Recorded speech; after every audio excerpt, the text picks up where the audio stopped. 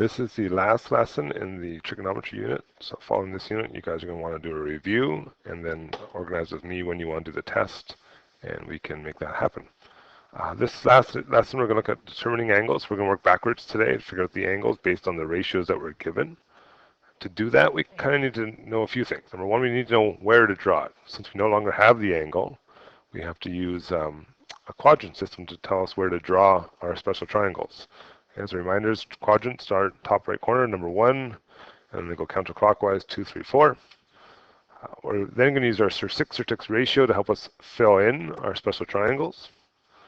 And then we're going to use our acute angle to actually figure out the principal angle. And that's kind of the key at the end there. We want to find the principal angle. That is the angle from 0, even though that might not necessarily be the angle inside your triangle. Okay. We'll work through some examples to get you started on this. The first one here, we got angle theta. It's in the second quadrant. So it's telling me when I draw my picture, I need to make a terminal arm in the second quadrant. Remember, we always want to make our triangle with the x-axis. That's where our 90 happens. Okay. They're telling us the tan ratio is √3. Now, we usually write these as fractions, right? So we want to put a 1 on the bottom, and that would be tix tan y over x, according to Sir-6.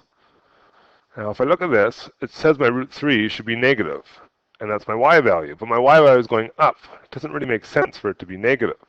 So sometimes we have to think about our signs. I hope you would agree that √3 over -1 is actually the same thing as negative √3 over +1. The negative sign doesn't matter, really, if it goes on the top, the bottom, or in front. You have to stop and think about what makes the most sense. In this case, it makes the most sense to have the y being positive and the x being the negative part, because those are the directions that they're going in. This is one of our special triangles. We've got a 3 and a 1, which means we should have a 2 in there somewhere. We know the √3 always goes beside the 30, and the 60 has to be the other one to make it add up to 180. Okay, so for part A here, the acute angle inside the triangle, that would be the measure that we actually have in the bottom corner of our triangle, so 60 degrees. For part B, I want to find the principal angle. The principal angle is measured from 0. 0 is right here. I need to know how far I've actually gone. Now, we know 180 will be the line over here. We haven't gone quite to 180. In fact, we've stopped 60 degrees short of it. So if I take 180 and I subtract 60, I get my principal angle of 120 degrees. That's how we can work backwards through a tan ratio to figure out the actual angle that's being measured. If you want to try the second example yourself, same ideas, give it a try, see if you can do it, and then check back in and see if you got it right or not. Okay, so we got sine ratio, third quadrant. Okay, sine is Sir y over r. Where should the negative sign go? Well, we know r can't be negative. In this case, it makes sense to have the y being negative because you're going down. 1 and a 2.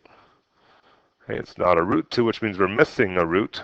That should be up here, and it should be negative.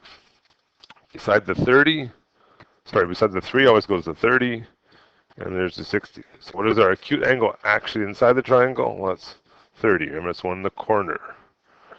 Okay, what is our principal angle? Well, we go from 0 all the way around. We've gone past 180 this time. In fact, we've gone 30 degrees past 180. We end up at 210 degrees. And there's our principal angle.